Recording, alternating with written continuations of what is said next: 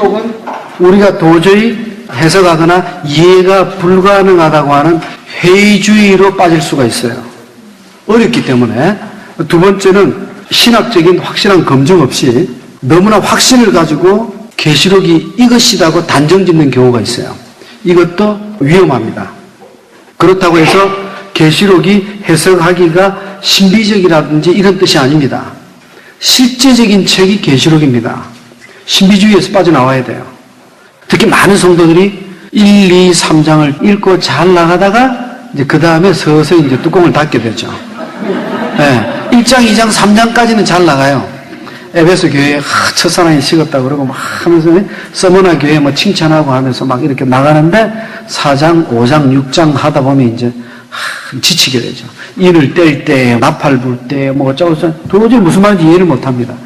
여러분, 이제 나흘 동안 월화목금, 실제 오늘은 이제 시간이 한 30분밖에 없고, 나머지 전체적으로 약 7시간 정도에 걸쳐서 여러분들이 계시록 전체의 맥을 잡을 수가 있을 겁니다. 그리고 적어도 이단들이 하는 계시록의 거짓 메시지에 여러분들이 아마 휩쓸리지는 않을 겁니다. 그래서 많은 사람들이 이 계시록 자체에 너무나 신비적으로 접근하고 집중하기 때문에 문제가 됩니다. 그래서 이제 우리가 해석을 하나하나 해 나갈 건데, 이렇게 단순한 메시지였어. 아무것도 아니었네. 이렇게 하나님께서 우리에게 주고자 하는 명백한 음성이 있는데, 이걸 가지고 마치 신비적인 무슨 만화인 것처럼 미래에 일어날 엄청난 사건인 것처럼 실제 우리가 당하고 있는 사건들입니다. 그리고 이전에 있었고 앞으로도 있을 일들입니다. 그래서 이 땅의 모든 계시가 이제 마무리되는 시점입니다. 계시록이 끝나고 창세기부터 계시록까지 더 이상의 이 땅의 계시는 없습니다. 쏘시면 안 됩니다. 누가 계시의 영을 받았다 해가지고 와서 당신 미래에 교사가 될 것 같다, 사업 성공할 것 같다. 이거는 계시가 아닙니다. 점치는 거지. 다 미혹의 영들입니다. 또 요즘 청년들은 카드 가지고 이런 게 있대요? 카드 가지고 운명을 점치는 모양이죠? 그 유행이 뭐예요? 홍대 옆에 여기도 있던 모양이던데? 그죠? 그렇지 않은 분들도 많이 가죠? 입구에 한번 섰다가 조사를 한번 해봐야겠어요. 그렇죠? 네. 여러분, 계시록을 첫째 바르게 해석하려면 우리는 두 가지 전제를 먼저 알아야 된다. 첫째, 계시록은 묵시문학적인 성격을 띠고 있다. 묵시문학적. 둘째, 1차적으로 AD 1세기 말에 시대적, 역사적 배경을 이해해야 한다. 실제 2000년 전에 이 계시록을 읽었던 성도들의 우리가 그 마음을 공감을 해야 된다. 알게 되면 이것이 신비함이 아니라는 걸 알게 된다. 이거지. 그들에게는 실제적인 사건이었어요. 그 당시에.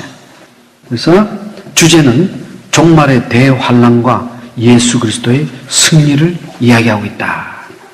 기독교의 핍박이 본격적으로 시작된 게요. 네로 황제 때부터입니다. 네로 황제가 로마에 불을 질렀어요.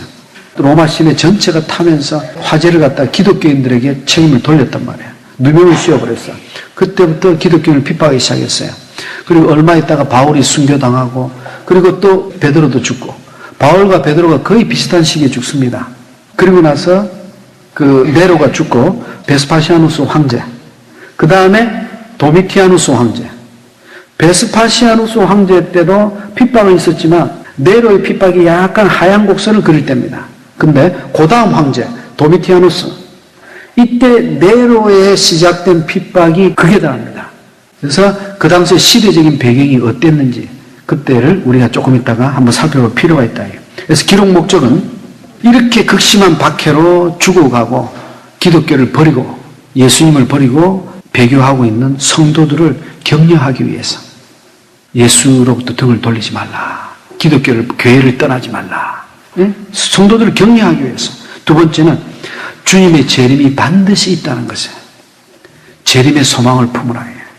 그래서 특징은 신약은 복음서, 예수 그리스도의 초림으로 시작해서 계시록, 재림으로 끝납니다. 그죠? 그 다음에 신약 중에서 유일한 묵시문학이다. 구약에는 묵시문학이 3개가 있습니다. 에스겔, 다니엘, 스가랴. 신약에는 하나입니다. 그래서 성경에는 4개의 묵시문학이 있어요. 구약의 3대 묵시문학은 에스겔, 다니엘, 스가랴, 신약에는 계시록이다 이게. 상징적인 숫자, 색깔 이런 부분들을 많이 쓰고 있습니다.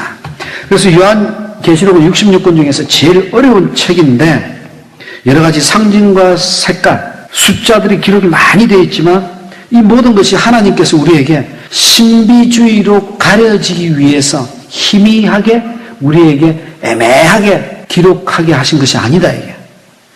이런 상징이나 숫자나 색깔이 하나님의 진리를 보다 더 정확하고 명확하게 드러내기 위해서 이런 상징을 쓰셨다 이게. 알게 되면 이제 신비하고 그런 게 아니라 더 확실하게 실체를 계시록 우리한테 다가옵니다. 그래서 이 성경의 마지막 책인 요한계시록은 세상 마지막 날의 징조를 통해서 세상의 멸망과 그리고 그 끝에 있을 새하늘 새 땅, 우리가 영원히 거기서 살게 될, 영생을 누리게 될 그 새하늘 새 땅을 기록하고 있다 이게. 그러니까 이 계시록은 예수 그리스도의 복음을 믿지 않고 하나님을 믿지 않는 자들에게는 심판과 저주의 책이요, 하나님 안에 있는 백성들에게서는 그 어떤 고난과 핍박과 아픔 속에서도 위로와 소망을 주는 비전의 책이다. 계시록이란 말은요, 계시록 1장 1절 예수 그리스도의 계시라 여기서 유래됐습니다. 계시라고 하는 이 단어는 헬라어로 아포칼립시스, 감추어진 것이 드러나다. 그래서 이전에는 이것을 묵시록이라고 불렀어요. 묵시록. 요즘은 계시록이라고 그러죠. 근데 표현으로 볼 때는 묵시라는 말이 더 정확한 표현입니다. 요한 묵시록. 요한 묵시록. 그래서 이 계시록을 기록한 사람은 사도 요한이다. 그러면 사도 요한이 이 책을 patmos섬에서 기록하게 되는데요. patmos섬이라고 하는 것은 에베소 서남쪽으로 약 8-90km 정도 멀리 안 떨어져 있어요. 있는 섬인데 섬 길이가 한 17km, 얼마 안 돼요. 17km에다가 폭이 한 10km 정도의 조그마한 바위섬입니다. 사도 요한 당시에 범죄자들 유배지입니다. patmos섬에는 탄광이 있었어요. 탄광. 그래서 이 죄수들을 탄광에서 일하게 했어요. 그래서 사도 요한도 patmos섬 탄광에서 노역을 했을 것이다. 노역을 했을 것이다. 그래서 지금도요, patmos섬에 성지 여행이나 이렇게 답사 가보면 사도 요한이 그때 하나님의 환상 계시를 보고 계시록을 기록했던 그 계시의 굴이 patmos섬 남쪽에 보면 그 굴이 아직도 있어요. 그래서 한번 시간 나시면 한 번씩 가보시기 바랍니다. 왜? 왜 웃어요? 시간 나면 갈게요. 시간이 없어서. 시간이 없어서. 네. 그 계시의 굴이 아직도 있어요. 그 굴 속에서 이 계시록을 썼어요. 하나님 환상을 직접 보고 이게 썼어요. 네. 그래서 이 당시에 이 사도 요한이 왜 patmos섬에 유배를 갔느냐? 예수 그리스도 때문에 유배를 간 거예요. 기독교, 예수를 믿는다는 이 복음 때문에. 그래서 당시는 어땠느냐? 도미티아누스 황제 당시입니다. 베스파니아누스 황제가 죽고 나서 도미티아누스 황제가 되고 나서 로마에 지배하고 있는 전 세계에다가 황제 숭배사상, 황제가 신이라는 칙령을 내립니다. 이를 믿지 않는 나라나 사람은 다 죽이라고 그랬어요. 그런데 모든 나라가 순종하는데 크리스찬들만은 이것을 거부하는 거예요. 오직 하나님만 우리의 유일한 신이시다. 오직 예수 그리스도의 복음을 통해서 우리는 천국 간다. 그래서 예수 그리스도를 통한 하나님 외에는 신이 없다고 거부한 거야.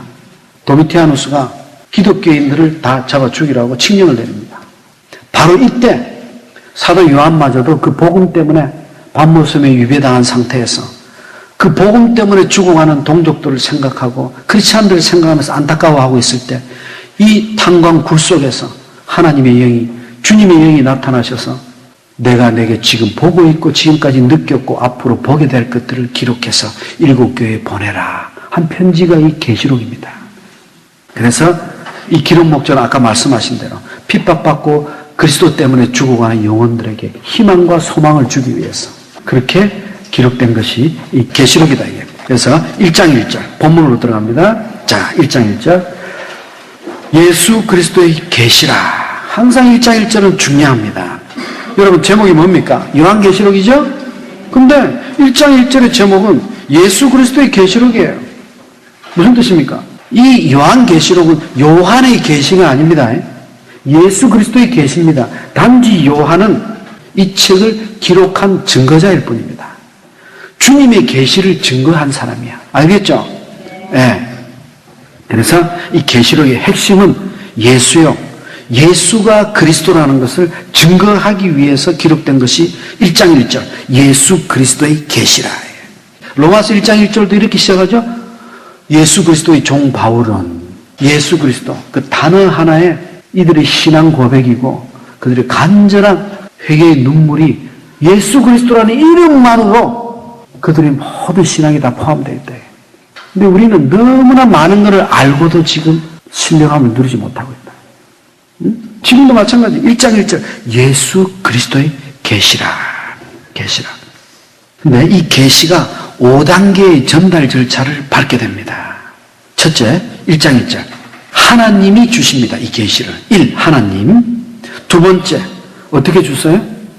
그에게 주사. 2. 이 계시를 두 번째로 받은 객체가 누굽니까? 예수 그리스도입니다. 성부 하나님이 예수 그리스도께 이 계시를 주신 거야. 근데 이 예수 그리스도가 받은 계시를 세 번째, 1절 끝에 천사를 통해서, 세 번째, 천사를 통해서, 네 번째, 그 종 사도 요한에게. 그죠? 그리고 나서 사도 요한을 통해서, 그리고 마지막, 1절 세 번째 절, 그 종들에게 보이시려고, 즉, 성도들에게 알려주시려고. 마지막 다섯 번째가 우리입니다. 아멘? 그래서 계시록을 기록하게 된 거야. 성부 하나님께서 우리에게 밝히 알려주시려고. 누구를 통해서? 예수 그리스도를 통해서. 천사를 통해서, 사도 요한을 통해서. 결국 우리에게까지 와 있다. 우리에게까지 보여주시려고 이렇게 기록하게 했다. 그러면 무엇을 보여주십니까? 무엇을 보여주시려고? 자, 반드시 일어날 일들, 속히 될 일들. 1절, 두 번째 줄 끝에 반드시 속히 이루어질 그 일들을 보여주시려고. 반드시. 한치로 오차도 없이 확실하게 이루어질 계시들을 우리에게 보여주고 계신다. 그래서 3절, 이 예언의 말씀을, 이 계시록을 읽는 자와 듣는 자와 지키는 자는 복이 있다. 계시록에는 7복이 나옵니다. 7가지 복 중에 이 첫 번째 복입니다.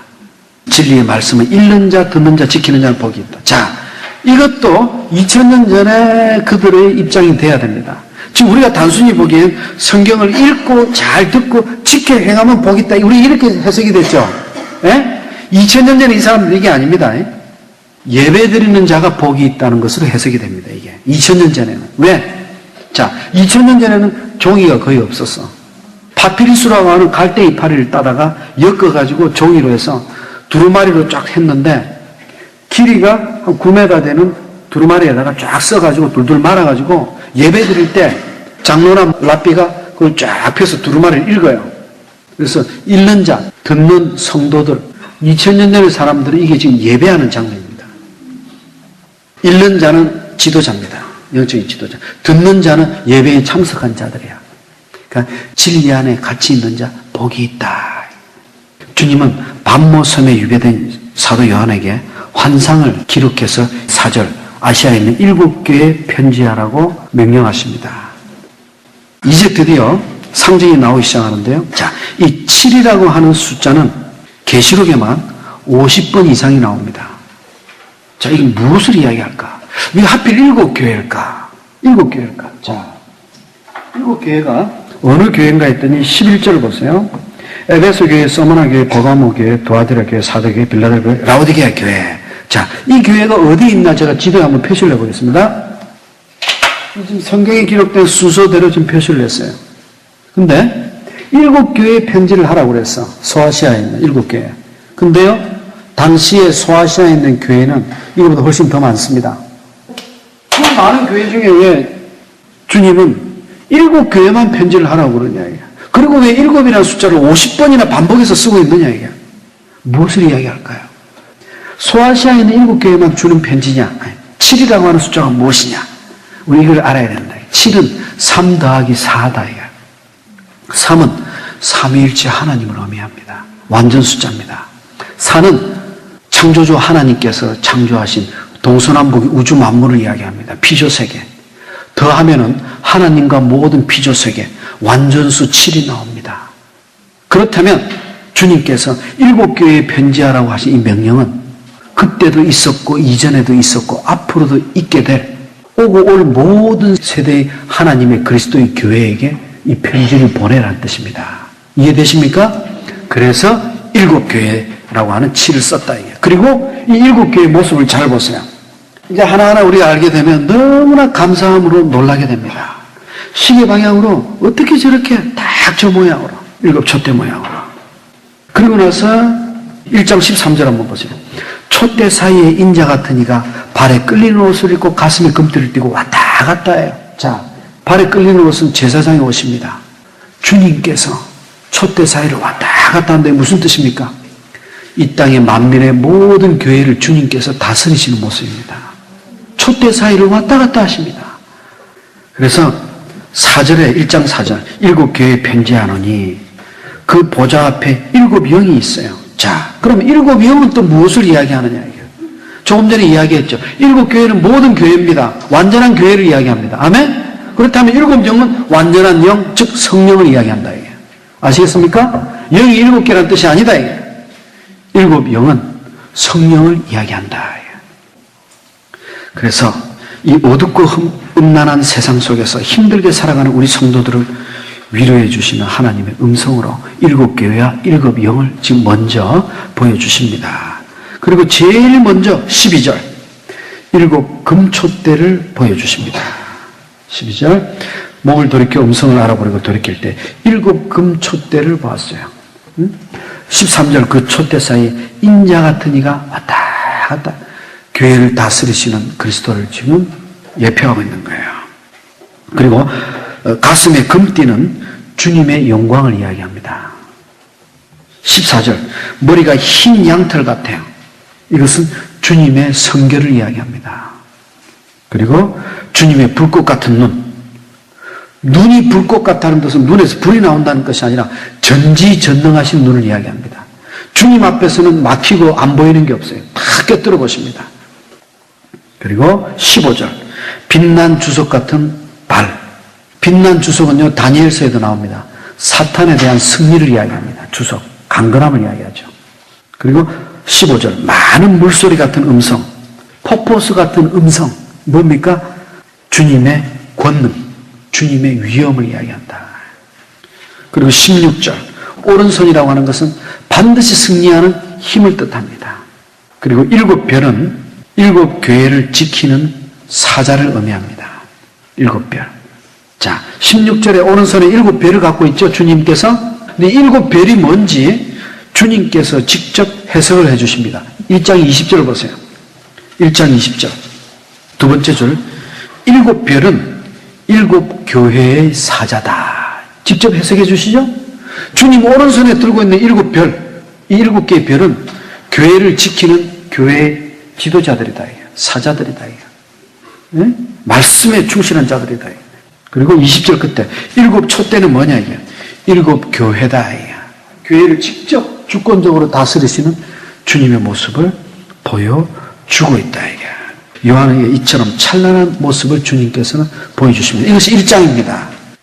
그러면서 주님께서 7교회에 주는 메시지를 2장과 3장에서 기록하게 됩니다. 이제 2장과 3장에서 자 그러면 아까도 말씀드렸다시피 7교회라고 하는 것은 3 더하기 4 완전수라고 그랬어요. 이 완전수 7이라고 하는 7이라고 하는 숫자가 계시록에만 50번 이상이 기록이 됩니다.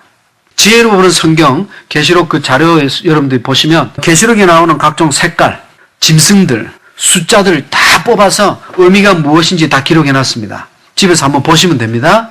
일일이 설명을 하지 않겠습니다. 그래서 7교회에 지금 주님께서 각각 교회에 맞는 메시지를 던져주십니다. 그런데 이 7교회에 칭찬과 책망의 메시지를 던져주십니다. 그 중에 2교회는 하나도 책망을 받지 않고 칭찬만 받는 교회가 나타납니다. 7교회 중에 2교회가. 그리고 7교회 중에 한 교회는 칭찬은 없고 책망만 받게 됩니다. 그래서 이 7교회 중에 첫 번째 교회의 메시지가 2장 1절 에베소 교회에 주님께서 말씀을 하십니다. 그런데 여러분들이 이 2장과 3장을 앞으로 잘 보셔야 됩니다. 계시록의 전체 메시지 1, 2, 3장이 50% 내지 60%를 차지합니다. 그런데 많은 성도들과 성경을 잘못 해석하는 자들이 1, 2, 3장은 건성으로 띄고 4장부터 이제 신비한 각종 짐승, 적그리스도 뭐 땅에서 올라오고 뭐 바다에서 올라오고 이런 부분에 가서 집중적으로 이제 그러한 상징들을 잘못 해석함으로 계시록 전체를 망가뜨리고 있다 이게. 그러면 주님께서 지금 요한에게 밤모섬에서 환상을 보여주시면서 주시고자 하는 핵심 주제가 무엇이냐, 핵심 메시지가 무엇이냐 이게. 7교회, 이 땅의 알파와 오메가, 있었고 있고 있게 될 모든 교회들에게 주는 메시지가 2장과 3장의 메시지다 이게. 그래서요 2장과 3장 7교회에 주는 메시지에 공통된 메시지가 계속해서 7번 반복돼서 나온다. 잘 보셔야 됩니다. 2장 7절 보세요. 귀 있는 자는 성령이 교회들에게 하시는 말씀을 들을지어다. 여러분 1장 1절을 보면 예수 그리스도에 계십니다. 그리고 2장 1절부터 7교회에 주는 메시지 보면 주님께서 직접적으로 말씀을 하십니다. 그리고 마지막에 가서는 7교회에 다 같이 공통된 메시지를 주시는데 귀 있는 자는 들을지어다 하는데 주님의 말씀이 아니라 성령의 말씀을 들으라고 이야기합니다. 주님께서 다 말씀하셔놓고 마지막에 귀 있는 자, 성령의 음성을 들으라. 무슨 뜻입니까? 교회는 이미 2000년 전에 주님께서 십자가에 못 박히심으로 이미 완전히 승리하셨습니다. 그런데 이 승리한 교회가 주님이 부활 승천하시고 나서 성령을 사도행전 2장에서 보내주심으로 성령의 도우심 없이는 이 교회를 승리하는 교회, 승리하는 성도로 살아갈 수 없다는 거예요. 그래서 지금 7교회 똑같은 메시지가 앞에는 주님께서 쭉 말씀하시고 마지막에 귀 있는 자는 들으라 할 때 성령의 말씀을 들으라고 마치고 있다는 것을 여러분들이 유념하셔야 됩니다. 그것이 7번 반복됩니다. 그것이 2장 7절, 11절, 17절, 26절, 3장 5절, 12절, 21절. 그래서 2장 1절 보세요. 첫 번째 에베소 교회에 나타나십니다. 근데 주님께서 7교회에 나타나시는 모습이 다 다릅니다. 왜? 각 교회마다 칭찬과 책망의 종류가 다 달라. 그러니 그 교회에 맞는 모습으로 등장하신다는 것을 기억하셔야 됩니다. 그리고 이 7교회에 주는 메시지가 이 땅의 모든 교회가 이 속에 포함이 다 됩니다. 오늘 잘 들으시면서 우리 교회는 어느 교회일까 하고 생각해 보시면 답이 딱 나옵니다. 그랬을 때 주님께서 그 교회에 주시는 책망의 메시지와 회개의 메시지가 무엇인지를 바로 붙드셔야 됩니다. 그래서 그 교회에 적용하면 갈 길이 보입니다. 마찬가지 첫째는 교회에 주시는 메시지요. 둘째는 우리 크리스찬들에게 주는 메시지다. 첫째는 교회를 생각하시고 둘째는 나는 어떤 믿음의 스타일인가. 7교회 중에 어떤 교회에 맞는 믿음을 지니고 있는지를 찾아보시면 또 아주 재밌는 판단이 나옵니다. 그래서 교회를 먼저 생각하시고 자기를 여기에 잘 연결해서 보시기 바랍니다. 그래서 2장 7절의 공통점은 성령이 말하는 걸 들으라고 했는데 들으라고 해놓고 또 똑같이 7번 나오는 이야기가 이기는 그에게는 이 메시지가 반드시 나옵니다. 이기는 그에게는. 결론은 이기는 그에게는 무엇인가를 주겠다는 거야. 그러면은 귀 있는 자는 들으라. 성령의 말씀을 들으라. 이기는 그에게는 이 무슨 뜻입니까? 성령의 음성을 잘 새겨듣고, 즉 성령의 음성은 진리의 말씀을 의미합니다. 이 말씀을 잘 새겨듣고 이기는 삶을 살아가는 자에게 이런 상급이 있다는 거예요. 그러니까 7교회 안에 모든 교회는 포함이 되고 모든 성도가 다 포함이 된다는 뜻은 7교회 마지막에 메시지가 하나같이 이기는 자에게는 이 시대를 살아가는 우리 성도들은 이기는 자, 즉 영적 전투의 삶을 살아가는 자들이라는 것을 명심해라 이게. 정신 차리라 이게. 흐지부지하게 그냥 그저 좋으면 좋은 대로 그냥 주일날 예배 한번 절 갔다가 일주일 대충 지내고 그러면서 그냥 마음의 양심 정도 가책을 받아가면서 신앙생활하고 나쁜 짓 안 하는 정도. 그래가지고는 이기는 자의 삶을 살 수가 없다. 반드시 이겨야만 한다. 아멘? 아멘. 그러면 이기지 못하는 자, 복음을 거부하는 자, 세상과 하나 된 자, 세상에서 즐기는 자는 어떻게 됩니까? 그것이 이제 4장부터 새하늘 새 땅이 나오기 전까지 메시지가 나오는 거예요. 계시록의 구조를 정확하게 아셔야 됩니다. 1장에서는 서론을 이야기하면서 7교회에 편지를 보내라고 하는 계시를 받으면서 밤모섬에서 환상 가운데서 주님을 직접 만납니다. 그리고 주님의 모습을 낱낱이 하나하나 설명을 했습니다. 얼굴과 모습들을. 그리고 주님께서 7교회에 보내는 메시지를 에베소 교회부터 라오디게아 교회까지 2장과 3장에 전부 기록을 합니다. 자, 여기까지가 계시록 전체의 내용의 3분의 2 이상을 차지한다고 제가 이야기를 드렸습니다. 계시록은 이제 맥은 거의 잡은 겁니다. 나머지는 이제 7인, 7나팔, 7대접 재앙, 3대 7중 재앙이 반복해서 나옵니다. 어마어마한 고통과 아픔이 따르는 심판의 저주의 재앙들이 이제 쏟아지기 시작합니다. 땅이 갈라지고 피바다가 되고 태양이 붉은 피의 모습으로 변해가기 시작하고 지구 배들의 3분의 1이 다 무너져서 해상무역이 파괴되고 하면서 먹을 것이 사라지고 실제 지금 남극 북극 지금 녹아내리고 있어요. 아시죠? 기후온난화 다 나옵니다. 이제 사장서부터 실제 우리가 겪고 있는 거예요. 그래서 여러분들이 이제 사장서부터 메시지 7교회 마지막에 하나같이 이기는 자에게는 하면서 메시지가 다 상급이 다 붙어 있었어요. 책망이 있고 어떤 교회는 칭찬이 하나도 없는 라오디게아 같은 교회도 이기는 자에게는 상급을 있다. 지금 7교회는요 잘하고 못하고 교회가 짬뽕이 되어 있지만 그래도 그리스도 안에 참된 교회입니다. 그래서 7이라는 숫자가 붙었어요. 교회라고 다 교회 아닙니다. 그런데 이 7교회가 이기는 자에게는 상급이 있는데 이기지 못한 자는 이런 어마어마한 심판 속에서 떨어진다 이게.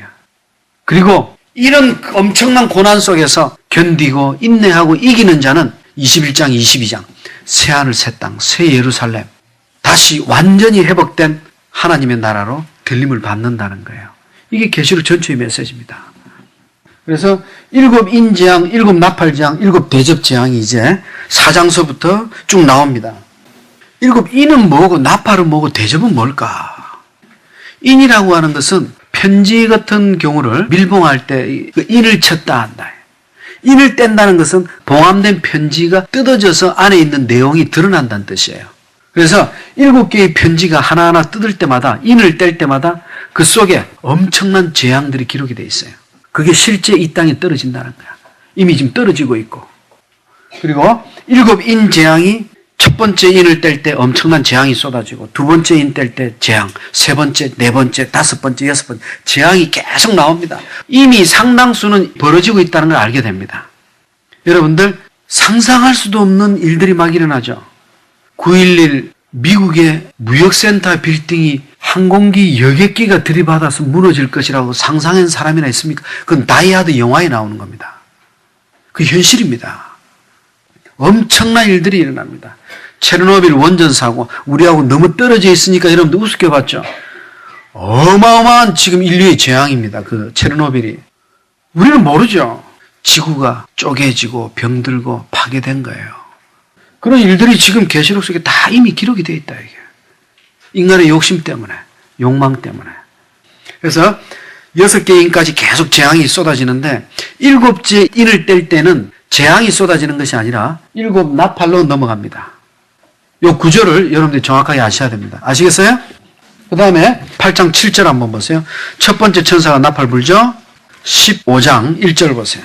7번째 천사가 소리 낼 때에 7 대접 재앙으로 넘어갑니다. 그리고 나서 16장 17절 끝에 하나님께서 말씀하시죠. 가로되 다 되었다. 재앙이 끝났다. 심판이 끝난 겁니다. 심판이 끝났기 때문에 17장부터 18장, 19장 하면서 사탄이 큰 용이 완전히 패배한 모습을 보여줍니다. 심판이 끝났기 때문에. 그러면서 20장 2절 용을 잡았죠. 용이 사탄입니다. 사탄을 잡으니 옛 뱀이요 마귀요 사탄이라. 다 같은 이름이에요. 사탄과 마귀가 다른 걸로 지금 아는 사람이 많이 있어요. 옛 뱀이 창세기 3장의 그놈이란 말이야. 우리 인간을 무너뜨렸던 그놈. 그 뱀이 모습으로 사탄이 교묘하게 나타난 거야. 옛 뱀. 즉 용이야. 용. 용은 상상 속의 짐승입니다. 하늘을 올라가는 짐승이죠. 그죠? 용. 20장 2절 보시면 이 사탄이 1000년 동안 결박당해요. 1000년 동안 묶입니다. 자, 이렇게 사탄이 1000년 동안 묶인 상태에서 하나님의 백성들이 축복을 누립니다. 이것을 천년왕국이라고 하는 거예요. 천년왕국. 제가 계시록에 나온 모든 숫자를 지혜로 보는 성경에다 다 기록을 해놨습니다. 그렇다면 모든 숫자나 색깔과 짐승이 상징적인 메시지가 있듯이 천년도 상징적인 메시지가 있다. 이게 반드시. 왜? 계시록을 해석할 때 두 가지 관점으로 해석하라고 그랬어요. 첫째, 그 시대적인 상황과 배경 속에 들어가서 해석을 하라고 그랬어. 2000년 전에 이들이 어떤 핍박을 받고 있었는지. 두 번째, 이것이 일반 성경책과 똑같이 해석할 책이 아니라 묵시문학적인 특성을 갖고 있다는 것을 염두에 두라고 그랬어. 그래서 천년도 상징적으로 생각한다면 천이라고 하는 숫자는 역시 완전수입니다. 이미 십자가의 주님께서 피 흘려 돌아가실 때 이미 사탄은 끝난 겁니다. 그래서 승리했다고 하신 거예요.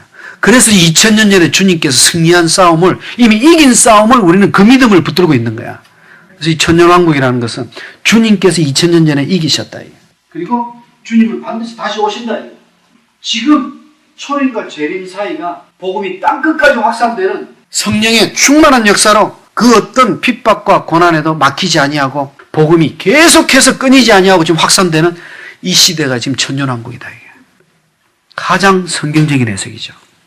그리고 나서 주님이 재림이 있고 21장 새하늘 새 땅 2절 거룩한 성 새 예루살렘으로 우리가 인도받게 된다. 이게. 그리고 22장 1절 새 예루살렘 새하늘 새 땅에 들어간 우리의 삶을 지금 보여주고 있어요. 이렇게 살아가게 될 겁니다. 아멘? 얼마나 놀랍습니까? 마지막에 이 모습을 보여주고 있어. 천국의 모습을. 보세요. 수정 같은 맑은 생명수의 강이 흘러가고 있어요. 근데 이 강이 어디서부터 나왔어? 1절 끝에 어린 양의 보좌. 하나님의 보좌로부터 생수의 강이 흘러나오고 있어요. 아멘? 이게 에스겔 47장에도 그대로 나옵니다. 이미 수천 년 전에 구약 시대에도 하늘 보좌의 환상을 에스겔이 이미 본 거예요. 그래서 구약에 3대 묵시문학이 있어요. 에스겔, 다니엘, 스가랴. 그리고 신약에는 묵시문학이 하나밖에 없습니다. 계시록. 그래서 이 4개를 성경의 4대 묵시문학이라고 부릅니다. 그래서 이런 다니엘이나 에스겔, 스가랴 해석할 때 시편 해석하듯이 잠언 해석하듯이 즉석적으로 해석했다면 큰일 납니다. 14만 4천 천국에 들어갈 사람이 14만 4천 명이라고 해석했다가는 이거는 안 된다. 이게. 14만 4천 지난번에 우리가 공부했죠. 구약의 12지파 12 구약의 모든 성도를 예표합니다. 신약의 12사도 12 신약의 모든 크리스찬을 의미합니다. 구약과 신약 12 곱하기 12 144 신구약의 모든 크리스찬 144에 이 땅에 가장 크고 완전한 수 1000을 곱하면 신구약의 모든 복음 안에 있는 백성들 14만 4천 명이 나온다. 이게. 그래서 계시록 21장 12절 천국의 하늘 성전에는 12개의 문이 있어요. 그런데 그 문에 12천사가 지키고 있어. 아무나 못 들어가. 근데 그 문들에 이스라엘의 12지파의 이름이 쓰여져 있어. 천국 12개의 문에. 12야. 그 다음에 14절 그 12기초석이 어린 양의 12사도의 이름이 기록이 되어 있어요. 문에는 12지파, 기초석에는 12사도. 신구약의 모든 성도들의 믿음의 열매들로 이 성곽이 이루어져 있어요. 정확하게 14만 4천이 뭐라는 게 지금 상징적으로 해석해 주고 있다. 이게. 그래서 이제 계시록 전체의 숲은 여러분들이 다 잡으셨습니다. 2장 1절 7개 교회 중에 첫 번째 수신자로 에베소 교회를 듭니다. 자, 왜 7개 교회 중에 제일 먼저 에베소를 들었을까? 에베소는 당시 로마 통치하에 있는 이 아시아 수도가 에베소입니다. 아시아 지역에서 가장 큰 도시입니다. 제일 큰 도시가 에베소입니다. 그래서 이 도시에는 상업, 교통, 문화 중심지고 그 다음에 그 유명한 아데미 신전. 아데미 신은요 다산의 신이기 때문에 이 신전에 보면 석고상으로 이렇게 만들어놨는데 가슴이 막 10몇 개가 달려있어요. 와 이렇게. 네? 그 아데미 신이에요. 다산의 신이 돼서 그 다산을 축복으로 하는 거야. 우상을 세워놓고 그렇게 그들에게 절하고 그 앞에서 섹스하고 막 그게 종교행위입니다. 상상을 초월해요. 우상 숭배가 가장 성행했던 도시 중에 하나가 에베소다. 바울이 3차 전도 여행 때 여기 머물면서 3년 동안 머물면서 2년 동안 두란노 성원에서 직접 성경만 가르쳤죠. 그죠? 말씀을 가르치고 그렇게 했던 바로 그 교회가 이 에베소 교회입니다. 그리고 이 에베소 교회에 바울이 또 다른 데 복음을 전하러 다니면서 후임 목회자로 누굴 세웠죠? 디모데. 디모데가 건강이 약해서 그래서 에베소 교회 목회자로 있는 그 후계자한테 썼던 편지가 디모데 전후서다에게. 그리고 디모데가 결국은 그 사역을 마치고 나서 디모데 이후에 사도 요한이 여기서 또 에베소에서 목회를 했어요. 목회를 하다가 반모섬으로 유배됐죠. 에베소 목회자였어요. 사도 요한이. 그래서 이 에베소 교회의 사자에게 편지를 하는데 7별을 붙잡고 7 금초대 사이를 다니는 분이 편지를 합니다. 이거 잘 보셔야 됩니다. 1장 13절에 보면 촛대 사이에 인자 같은 이가 서 계셨어. 그런데 2장 1절에서는 7 금초대 사이를 두루두루 다니십니다. 이게 뭡니까? 7 교회를 직접 주님께서 다스리시는 모습을 지금 보여주고 있는 거예요. 교회를 주관하신다. 그런 모습으로 다스리시는 주님께서 2절 칭찬부터 하십니다. 첫째, 내 행위와 수고와 인내를 안다. 에베소 교회의 3가지 칭찬이에요. 행위가 좋다. 향기가 난다. 그 다음에 수고. 복음 전하기 위해서, 말씀 진리 붙들기 위해서 그렇게 수고하는 열정이 좋다. 그 다음에 고난에도 인내가 아주 좋다. 칭찬합니다. 칭찬받는 게 지금 종류가 다양하죠. 아주 좋은 교회죠. 그죠? 에베소 교회. 아주 훌륭한 교회입니다. 그리고 악한 자들을 용납하지 않았어요. 악한 자들을 교회 안에 용납하지 않았다는 것은 악한 자들을 교회에서 추방시켰다는 뜻입니다. 사악한 자들 추방시키고 자칭 사도라 하되 아닌 자들을 시험해서 거짓된 것들을 드러냈다. 뭡니까? 거짓 사도들을 거부했다. 거짓 순회 교사들이나 거짓 사도들이 들어올 때 성도들이 뭉쳐서 그 거짓 사도들을 거부했다는 거예요. 3절에서는 에베소 교인들의 인내를 기록하고 있습니다. 지금부터 잘 들으셔야 됩니다. 우리 교회는 어느 교회고 어디에 해당되고 내 믿음이 어디에 해당되는지. 그래서 행위와 수고, 향기가 열매가 잘 드러난다. 3절 에베소 교인들이 인내를 잘 기록하고 있어요. 큰 박해 속에서도 인내하고 진리를 지키고 이단들을 쫓아냈다. 아주 훌륭한 교회죠. 그런데 4절 5절 책망하십니다. 4절 그러나 너를 책망할 것이 있다. 첫사랑을 버렸다. 첫사랑을 버렸다. 무슨 의미입니까? 처음에 교회 시작하고 성도들이 말씀 안에 하나다고 이렇게 열심히 했는데 서로 사랑하면서 했는데 시간이 흐르면서 진리 말씀은 그렇게 잘 나누고 핍박은 인내는 잘 하는데 지치다 보니까 이제는 이기주의가 돼버렸어요. 첫사랑을 잃어버렸어. 그 따뜻하게 나누던 마음들이 서로가 안에서 이질적이 되고 하면서 식어진 거야. 응? 그래서 5절 그러므로 어디서 떨어졌는지를 생각하라. 떨어졌다는 것은 타락하다는 뜻입니다. 헬라어로. 그러니까 너희들이 어디서 타락했는지를 기억하라는 거야. 그 문제를 찾아서 회개하라는 거야. 그래서 2번째 회개하라고 나오죠. 그리고 3번째 첫 행위를 가지라. 무슨 뜻입니까? 처음으로 돌아가라. 처음으로 돌아가라. 그때 그 모습, 순수했던 모습으로 돌아가라. 만일 그러지 않고 회개치 않는다면 5절 내게 임하여 내 촛대를 그 자리에서 옮기겠다. 여러분 첫사랑을 회복하지 않으면 상호간에 참된 사랑과 이웃간에 참 섬김이 없다면 그것은 참 진리가 선포되지 못한다면 이미 그 교회는 교회가 아니다. 더 이상 교회가 아니다. 그러므로 촛대를 옮기신다. 결국 에베소 교회는 촛대가 옮겨졌습니다. 그리고 그 교회는 사라져버렸습니다. 지금도 가보면 교회 터가 없습니다. 십자가 흔적도 없고 아무것도 없고 그냥 아담의 신전만 있습니다. 터키 지역 7교회 한번 돌아보세요. 남아있는 교회는 없습니다. 잔재도 없습니다. 벽돌 몇 개가 겨우 남아있고 여기에 있었다 정도가 그냥 흔적입니다. 안타깝죠. 표대를 옮기겠다. 회개하라고 했는데 회개 안 했다. 이게. 6절 칭찬이 추가됩니다. 문맥상 3절 칭찬 뒤에 따라 붙어야 되는데 문맥이 약간 구분되어 있어요. 6절에서 칭찬이 추가됩니다. 오직 내게 이것이 있으니 내가 니골라당의 행위를 미워했다. 니골라당의 행위를 거부했다는 것은 이단을 미워했다는 뜻이에요. 이단. 사탄의 도구죠. 그리고 7절 성령이 교회에게 하시는 말씀을 들어라. 자, 지금서부터는 에베소 교회에만 해당되는 메시지가 아닙니다. 귀 있는 자, 이 시대 모든 교회들은 들으라 이게. 귀 있는 자, 성령이 말하는 걸 들으라 이게. 이기는 그에게는 생명나무의 과실을 줘 먹게 하겠다. 여러분, 생명나무의 과실은요, 창세기 3장 이후로 먹지 못하게 차단된 나무입니다, 이게. 마지막에 최종적으로 이기는 자는 이 과실을 먹을 수 있어요, 열매를. 지금 왜 먹을 수 없어요? 시시각각 회개한다지만 지금도 죄를 품고 온 사람들이 상당수 있다, 이게. 이 상태에서 생명나무를 먹어보면 어떻게 돼요? 생명나무를 먹으면 영생한다는 뜻이에요. 이 상태로, 썩어질 상태로 영생하게 되면 이 지옥불로 떨어집니다. 그래서 지금 먹지 못하게 차단되어 있는 거예요.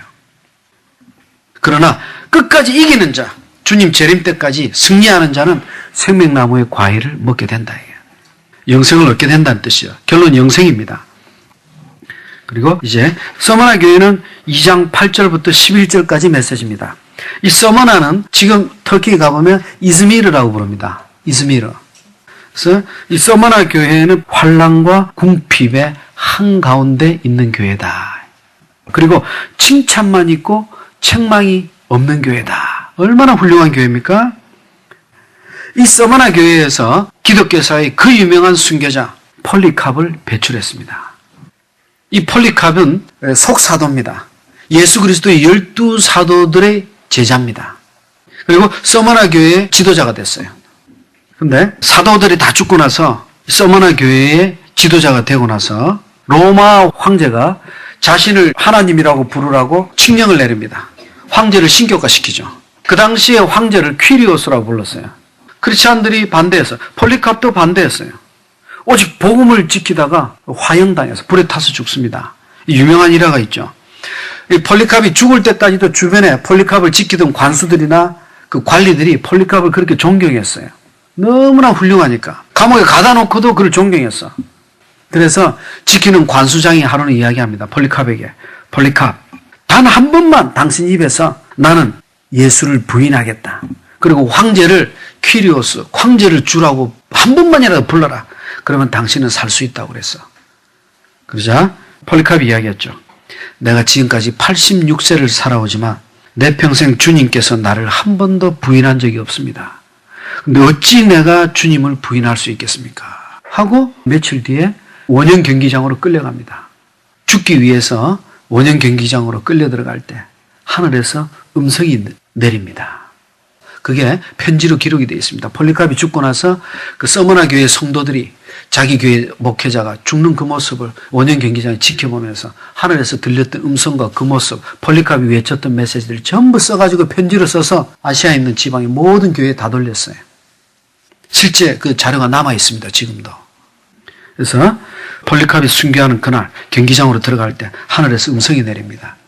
아, 폴리캅이여, 강하라, 담대하라. 여호수아 1장 9절에 나왔던 하나님께서 모세 죽고 나서 부들부들 떨고 있는 여호수아에게 담대하라, 놀라지 말라, 두려워하지 말라 3번이나 말씀하시죠. 반복해서 폴리캅에게 담대하라.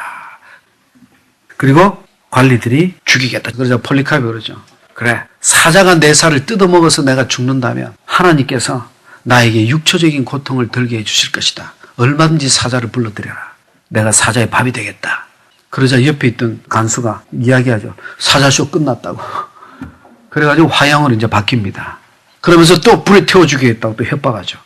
한 번만이라도 네 입에서 황제를 퀴리오스라고 하라. 주님이 나를 배반한 적이 없는데 내가 어찌 주님을 배반하겠느냐. 응? 당신들은 1시간 동안 타다 꺼져버릴 불을 가지고 나를 협박하지만 당신들은 심판의 영원한 불을 만나게 될 것이다. 너희들이 원하는 대로 1시간밖에 태우지 못할 그 불에 나를 태워 죽여라. 폴리캅의 순교입니다. 그 복된 지도자가 이 서머나 교회 출신이다. 이게 칭찬만 있고 책망이 없는 교회. 이런 복된 교회에서 결국 그런 지도자가 나중에 나온다. 이게 8절 볼까요? 서머나 교회 사자에게 편지하기를 처음이요 나중이요 죽었다가 살아나시니가 가라사대. 처음이요 나중이다. 시간에 대한 권세가 하나님께 있다는 뜻이야. 죽었다가 살아났다. 죄와 죽음에 대한 권세가 하나님께 있다는 뜻이야. 그래서 서머나 교회는 7교회 중에 불과 4절밖에 메시지가 없습니다. 이렇게 짤막합니다. 제일 짧아요. 8절부터 11절. 그러나 9절. 내가 큰 환난과 궁핍에 처해 있다.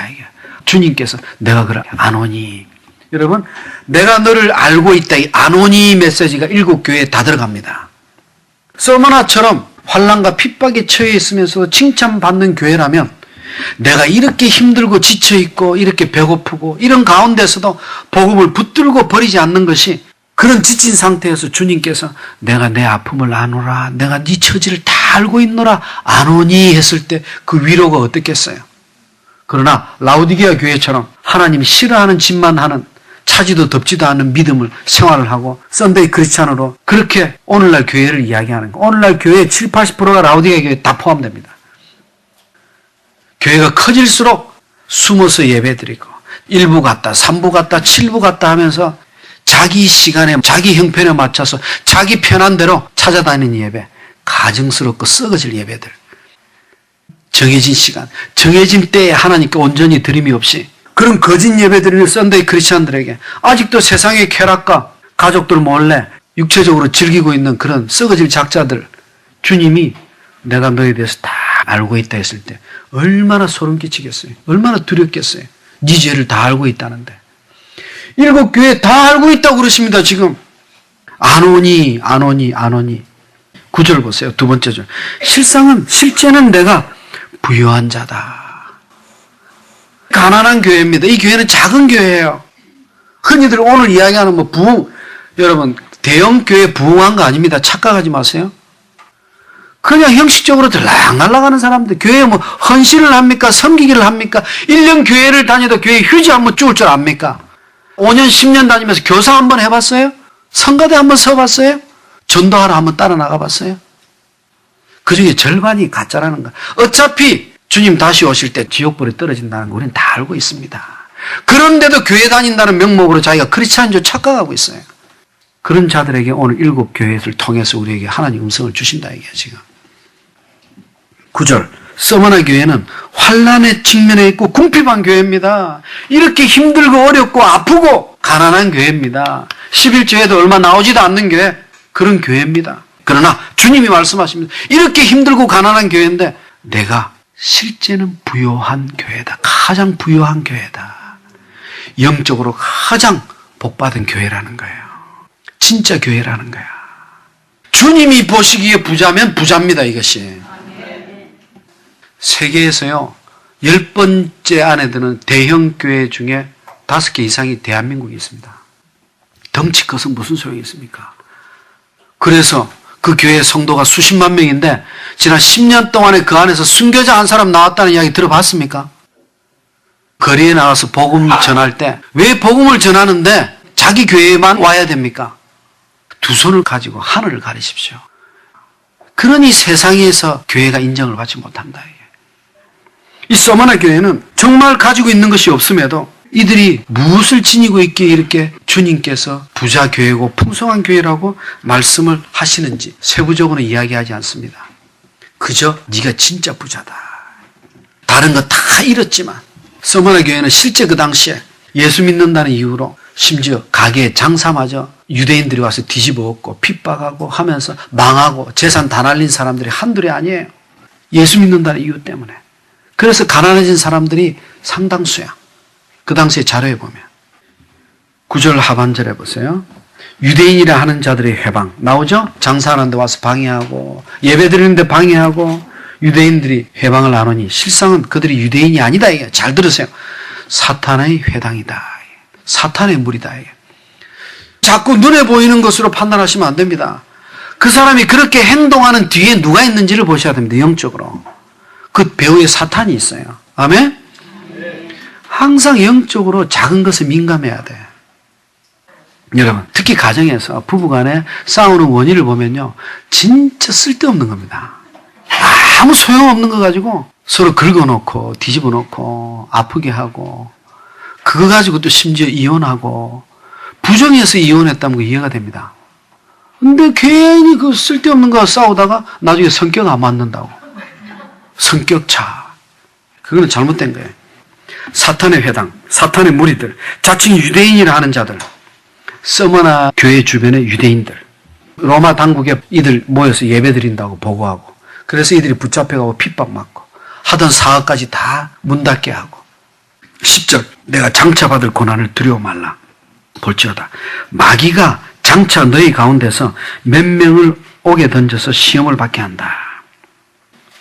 지금 10절에서는 주님께서 명령과 권면을 하시는데, 내가 진짜 부자다 칭찬해놓고는 그 환난과 궁핍이 끝났다, 내가 도와줄게, 이런 말은 한마디도 없어요.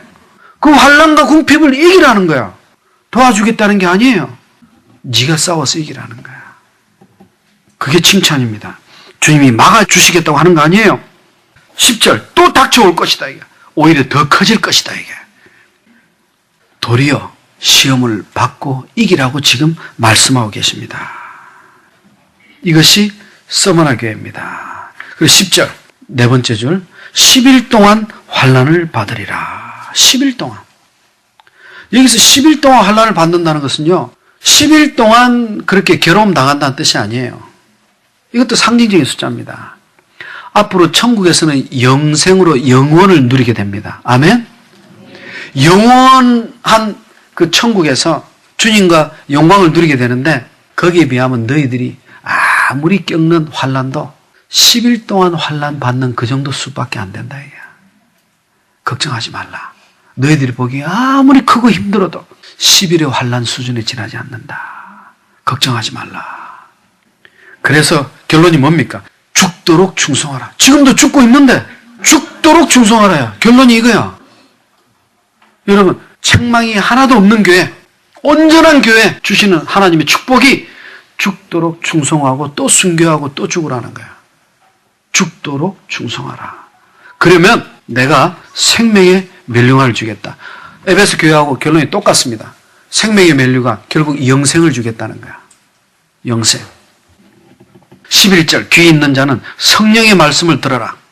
성령이 서머나 교회에 하는 말을 들어라 아닙니다. 잘 보세요. 교회들에게 하시는 말씀은, 교회들. 성령의 이야기는 전 세계 교회가 다 들어야 된다. 그렇다면 11절서부터 귀 있는 자 나오면 벌써 우리에게 주는 메시지다고 깨달으셔야 됩니다. 들어라. 이기는 자는 둘째 사망의 해를 받지 아니한다. 아멘. 이것이 약속입니다.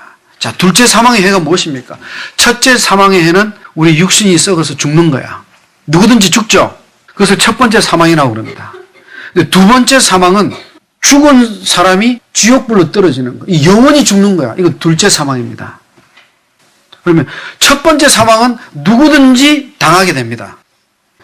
둘째 사망에 그때 죽는다고 해도 우리는 죽어도 영생을 얻는다. 두 번 다시 죽는 건 없다. 아멘. 그래서 죽도록 충성하라, 이게. 영생을 붙들라, 이게. 영원히 하나님으로부터 분리되는 것이 둘째 사망입니다. 지옥불에 떨어지는 겁니다. 그 다음 세 번째 교회 12절. 12절부터 17절까지가 버가모 교회의 메시지입니다. 버가모 교회는 13절 하반절에 보면 안디바라고 하는 순교자를 배출한 교회입니다. 이런 훌륭한 교회인데도 안디바만 훌륭했지 교회는 발람과 니골라당, 이단 교리를 따르는 자들이야. 버가모 교회 속이 마찬가지예요. 이단 사상이 팽배해요. 그러니까 주님이 버가모 교회에 어떻게 나타납니까? 12절. 좌우의 날성검으로 나타나십니다. 좌우의 날성검은 뭡니까? 날성검, 예리하게 골수와 혼을 쪼개는 진리의 말씀을 들고 나타나는 거야. 이단이 팽배한 교회니까. 이 교회가 어느 정도로 썩었느냐? 13절 두 번째 절. 사탄의 본보가 있어. 사탄의 위가 있다. 그런데도 빛이 있는 것이 안디바라고 하는 순교자를 배출했다. 사탄의 건자가 있다. 당시 버가모라고 하는 이 도시는요, 황제 숭배, 우상 숭배의 핵심 중심지입니다. 황제 숭배의 근원과 시작이 소아시아에서 버가모에서부터 발단이 되기 시작한 거야. 버가모에서. 지금 주님이 이 말씀할 당시에 버가모에는 제우스 신전, 그 다음에 아테네 신전, 디오니소스 신전, 그 외에도 이름만 되면 알만한 세계적인 신전들이 버가모에 다 있었어. 우상의 근원지야. 그러니까 주님도 13절에 사탄의 위, 네 번째 줄, 사탄에 거하는 곳, 사탄이라는 용어를 한 절에 두 번이나 쓰십니다. 이 도시에 대해서. 그럼에도 이런 분위기 속에서도 안디바 같은 순교자가 배출됐다 이게. 그루터기들이 있다 이게. 순교자라고 하는 것은요, 헬라어로 마르티스입니다. 마르티스. 근데요, 똑같은 말이 있습니다. 증인이란 뜻이 마르티스입니다. 그리스도의 증인된 자들, 그리스도의 이름 때문에 순교하는 하나님의 종들을 이야기하는 거예요. 마르티스. 증인이다 이게. 우리가 예수 그리스도의 증인임을 믿으십니까? 그 메시지 속에서는 나는 그 이름으로 복음 때문에 순교할 마음이 있다는 것을 내가 선포하는 겁니다. 우리의 용기로는 하기가 쉽지 않습니다. 근데요, 말씀 붙들게 되면 성령께서 용기를 주십니다. 성령의 힘으로는 할 수 있습니다. 싸움의 목적이 뭡니까? 예수 그리스도의 이름을 위하여. 이름을 위하여. 저기 14절 보세요. 책망할 것이 있다. 14절부터 16절까지가 책망할 것이 있다. 첫째, 발람의 교훈을 지키는 자들이 있다. 발람이 누굽니까? 발람이요? 발람한테 돈을 받고 이스라엘의 저주를 퍼부은 사람이에요. 민수기 22장부터 25장까지 나오죠? 그러니까 이 이스라엘이라고 하는 즉 교회 안에다가 세상의 저주를 집어넣은 사람이야. 세상과 섞어놓은 거짓 선지자가 발람이야. 그런 교훈이 지금 이 교회 속에 있어. 그리고 15절 니골라당의 교훈이 또 있어요. 하나만 있는 것이 아니에요. 발람이나 니골라당, 히브리어로 발람을 찾아보니까 뜻이요, 백성을 삼키는 자란 뜻이에요. 그 다음에 니골라를 헬라어로 찾아보니까 백성을 삼키는 자, 뜻이 똑같아. 발람이 니골라야. 백성을 미혹시키는 자, 망하게 하는 자들, 발람, 니골라당들, 이단들, 성경을 자기들 멋대로 가르치는 자들. 이들에게 어떤 명령 내립니까? 16절, 회개하라. 만약에 회개치 않으면 내가 속히 임해서 내 입의 검으로 그들과 직접 싸우겠다. 왜 직접 싸우셔야 합니까? 교회를 지키셔야 하니까. 무슨 뜻입니까? 이 7교회는 지금 서머나 교회를 제외하고는 복받는 교회가 없어요, 아직은. 그럼에도 주님의 지금 의도가 무엇입니까? 왜 마지막에 이기는 자는 한 교회도 내 손에서 놓지 않겠다는 뜻이야. 하나님께 매임받은 교회들을 이야기합니다. 그런데 이렇게 엉터리야, 지금. 주님께서 지켜주실 교회들입니다. 17절. 귀 있는 자는 똑같은 메시지가 나오죠. 성령의 말씀을 들어라. 지금부터는 내가 새겨드려야 돼요. 이기는 그에게는, 이기는 너에게는 감추었던 만나를 주겠다. 만나가 뭡니까? 생명의 양식이죠. 예수 그리스도를 예표하는 거죠. 몸을 예표하죠. 영생을 이야기한다. 흰 돌을 주겠다. 흰 돌은 또 뭡니까? 예수 그리스도 보배로운 산돌이시다. 흰 돌을 주겠다. 영생을 주겠다는 뜻이에요. 그 돌 위에 새 이름을 기록한 것이 있다. 받는 자 외에는 깨닫지 못할 것이다. 받는 자만 알 것이다. 그 흰 돌을 주십니다. 즉 영생을 주신다는 거예요. 영생. 여러분, 우리 교회 속에 오늘날 니골라당, 발람의 교훈들이 침투한 교회들이 엄청나게 있습니다. 근데 그런 교회에 다니는 성도들은 자기는 모릅니다. 여러분들이 성경적인 지식은 너무 지금 약합니다. 이기는 너에게 만나를 주고 흰돌을 주겠다는 거예요. 18절 두아데라 교회. 두아데라 교회는 18절에서 29절까지입니다. 내용이 아주 많죠? 그런데 어떤 모습으로 나타나십니까? 18절 두 번째 줄. 눈이 불꽃 같고 그 발이 빛난 주석처럼 나타납니다. 눈이 불꽃 같다는 건 뭐예요? 불꽃이라는 것은 감추어진 속까지 다 전지전능하게 들여다보신다는 거야. 그리고 발이 주석 같아요. 전능하시다. 죄악을 짓밟는 발을 이야기합니다. 주님 앞에서 숨길 것이 아무것도 없다는 통찰력을 의미하는 거예요. 불법을 짓밟아 버리시겠다는 주님의 심판의 모습을 지금 두아데라 교회에서 드러내고 있는 겁니다. 그런데 19절 칭찬부터 하십니다.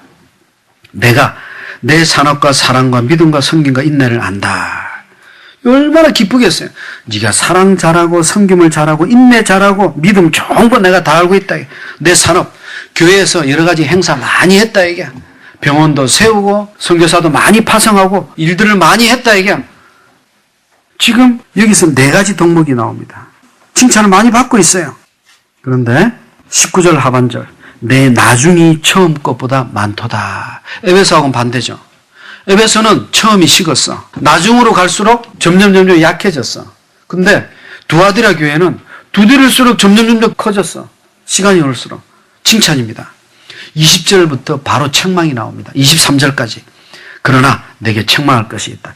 자칭 선지자라는 이세벨을 용납했다. 교회로 이단 지도자를 끌어들였다. 이게. 영적으로 그런 분별력 있게 행동하지 못했다. 이게 교회가. 이세벨이 누굽니까? 바알 숭배자입니다. 이런 자를 교회 속으로 끌어들였다. 이 썩어질 것을. 에베소 교회하고는 반대죠. 에베소는 이단은 철저히 쫓아냈죠. 20절 하반절. 내가 그 종들을 가르쳐 깨어서 행음하게 하고 음란하게 하고 우상의 제물을 먹게 하고 이렇게 영적으로 타락하게 만들었다. 영적, 육적으로. 오늘날 이 시대 우리 교회는 어떻습니까? 참 부흥이 무엇인지 로이드 존스의 부흥이라는 책을 한번 읽어보세요. 이 시대에 우리가 이야기하는 교회 부흥, 대다수가 거짓 부흥입니다. 부흥은요, 교회 건물 커지는 거 아니에요. 성도들 머리 숫자 많아지는 그 부흥 아니에요. 이 교회에서 저 교회로 옮겨 다니면서 그 부흥 아닙니다. 한 영혼 한 영혼이 그리스도의 영 십자가 복음으로 뒤집어지고 깨우치는 거예요. 가증스런 거짓 믿음의 허울의 껍데기를 벗어버리는 것이 부흥입니다. 그 방법은 무엇입니까?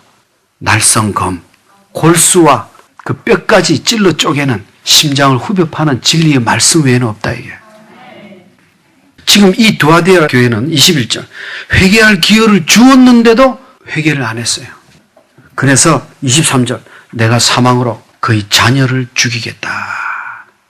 23절 끝에 행위대로 갚아주겠다.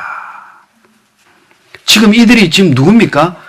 교회 안에 크리스찬이라고 들어와 있는 작자들입니다. 다 일곱 교회 이야기하는 겁니다. 아십니까? 교회 안에 이런 썩어질 자들이 있단 말이야. 지옥 갈 자들이.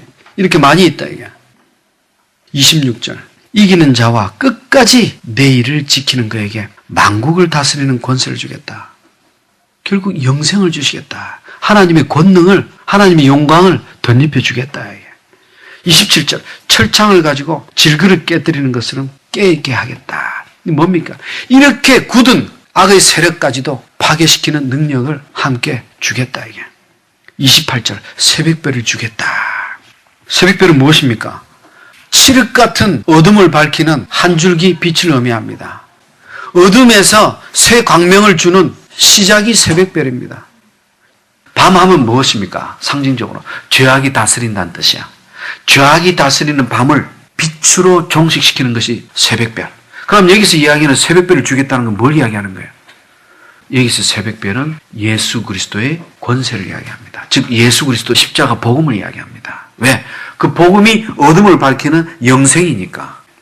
주의 복음을 통해서 영생을 주겠다는 뜻입니다. 29절 귀 있는 자는 성령이 하시는 말씀을 들을지어다. 오늘 제가 전체의 맥을 다 잡아드렸습니다. 1, 2, 3장, 특히 2장, 3장에서 모든 교회에 대한 메시지가 다 나옵니다. 그리고 나서 이를 지키지 않는 지옥불에 떨어질 자들에게 임할 심판들이 이제 7인, 7나팔, 7재앙 하면서 쏟아지고 이 고난 속에서 인내하고 이기는 자는 새하늘, 새 땅, 새 예루살렘에 입성하게 된다. 이게. 그것이 계시록이다. 이게.